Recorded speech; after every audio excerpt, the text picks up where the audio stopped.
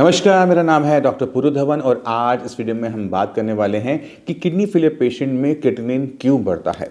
जब हम बात करते हैं क्रिएटिनिन की तो हमें क्रिएटिनिन को समझना ज़रूरी हो जाता है कि ये क्रिएटिनिन बनता कहाँ है, क्यों बनता है, किस वजह से बनता है और ये क्यों एक्यूमुलेट होता है सिर्फ किडनी फेलियर पेशेंट में।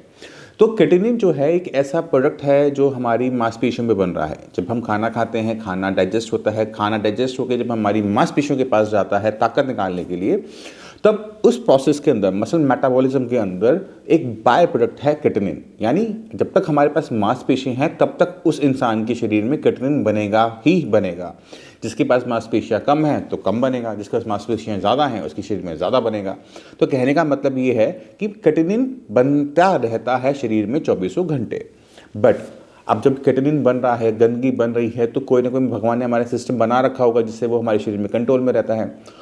और वो बिल्कुल सही आपके सोचने के हिसाब से है कि वो हमारी किडनी है। हमारी किडनी जो होती है 24 घंटे 365 दिन बिना रुके काम करती रहती है। वो ब्लड उसके अंदर जाता है, फिल्टर होता है, फिल्टर की जो गंदगी है वो सेपरेट आउट हो जाती है और एक साफ ब्लड दोबारा से सर्कुलेशन में चला जाता है। और उस क्रिएटिनिन को, उस गंदगी को हम यूरिन के रास्ते बॉडी से बाहर निकाल देते हैं, जिसकी वजह से क्रिएटिनिन का लेवल हमारे शरीर में बढ़ नहीं पाता।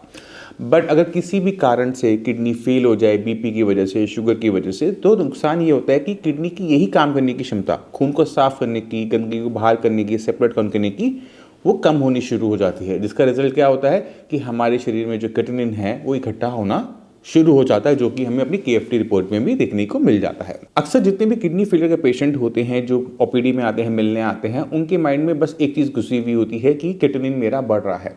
उनको समझने की ज़रूरत है कि क्रिएटिनिन इसलिए बढ़ रहा है क्योंकि आपकी किडनी कम काम कर रही है। इसलिए नहीं बढ़ रहा कि आपके शरीर में क्रिएटिनिन की प्रोडक्शन ज़्यादा हो रही है। तो अगर हम किसी भी किडनी फेलियर पेशेंट में क्रिएटिनिन को कम करना चाहते हैं तो हमारे पास जो रास्ते हैं वो लिमिटेड ही हैं।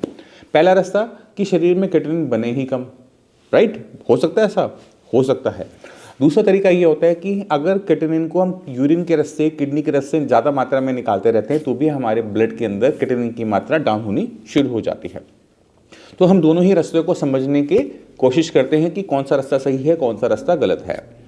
तो अगर मैं किसी पेशेंट को ये बोलूँ कि आपने सिर्फ घिया तोरी टिंडा खाना है या फिर आपने मिलेट्स खाने हैं या आपने ऐसा खाना खाना है जिसमें पौष्टिक तत्व कम हो, जिससे आपका वजन गिरे, तो उससे उसकी क्रिएटिनिन की लेवल्स पे क्या फर्क पड़ेगा।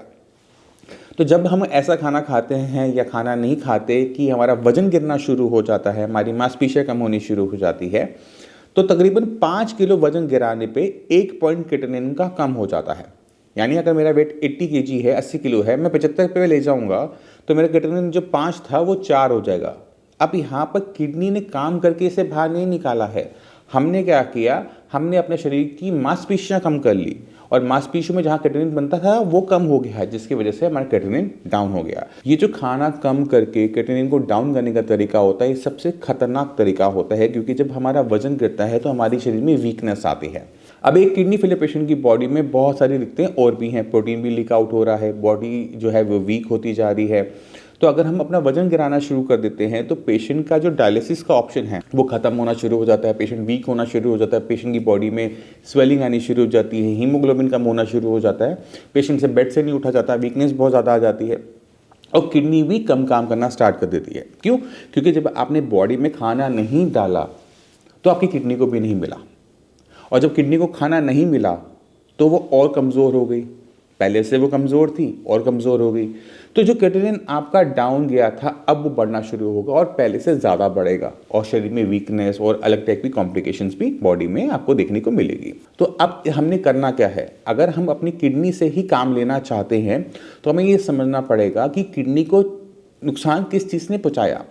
क्योंकि 80% पेशेंट के अंदर बीपी या शुगर, इन दोनों में से एक कारण होता है। ये दोनों कारण मिलकर किडनी को नुकसान पहुंचा रहे होते हैं, जिसकी वजह से किडनी की काम करने की क्षमता कम हो रही होती है और उसी वजह से क्रिएटिनिन की वैल्यूज़ जो है वो बढ़ती चली जाती हैं। और जैसे जैसे हमारे क्रिएटिनिन की वैल्यू अप जाती है वैसे वैसे हमारा GFR नीचे की तरफ आता है।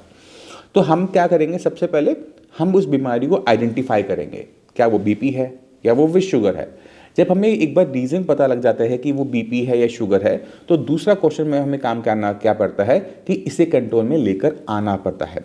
एक बार बीपी, बढ़ा हुआ बीपी कंट्रोल में आ गया, बढ़ी हुई शुगर कंट्रोल में आ गई, तो हम ये कह सकते हैं कि अब बीपी और शुगर की वजह से कोई नया नुकसान किडनी में नहीं होगा, राइट। अब जब बीपी और शुगर से कोई नया नुकसान होना रुक जाता है तो क्रिएटिनिन के लेवल अब बढ़ना बंद हो जाते हैं, वो रुक जाते हैं, क्योंकि अब कोई नया नुकसान हो नहीं रहा। तो हमें क्या करना पड़ता है, किडनी को थोड़ा सा सपोर्ट देना पड़ता है, पहले अच्छे खाने से, फिर दूसरा अच्छी मेडिसिन से। अब जब हम अच्छा खाना खा रहे हैं, अच्छा उसमें विटामिन है, मिनरल है, तो बॉडी उसको अच्छी तरीके से लेती है, बॉडी में एनर्जी आती है, किडनी के पास एनर्जी जाती है, किडनी अच्छे से काम करती है, क्रिएटिनिन को और अच्छे तरीके से बाहर निकालती है। तो आपको समझने की ज़रूरत ये है कि क्रिएटिनिन से आपने नहीं घबराना। क्रिएटिनिन जो है वो हर किसी के शरीर में बन रहा है और ऑलमोस्ट सेम मात्रा में बन रहा है, बट किडनी फेलियर पेशेंट में किडनी की कम काम करने की वजह से शरीर में वो इकट्ठा हो रहा है, और नॉर्मल इंसान की बॉडी में किडनी ठीक काम कर रही है, इस वजह से वो इकट्ठा नहीं हो पा रहा है। तो अगर हमने काम करना है तो हमने किडनी पे काम करना है कि किडनी की काम करने की क्षमता बढ़े, क्रिएटिनिन हमारे शरीर से बाहर ज़्यादा जाए और हमारा जो ब्लड है वो क्लीन अप हो पाए। मैं उम्मीद करता हूँ इस वीडियो से क्रिएटिनिन के बारे में आप समझ गए होंगे कि क्रिएटिनिन क्यों बढ़ता है, किस वजह से बढ़ता है और किस तरह से हम उसको नीचे काबू में लेकर आ सकते हैं।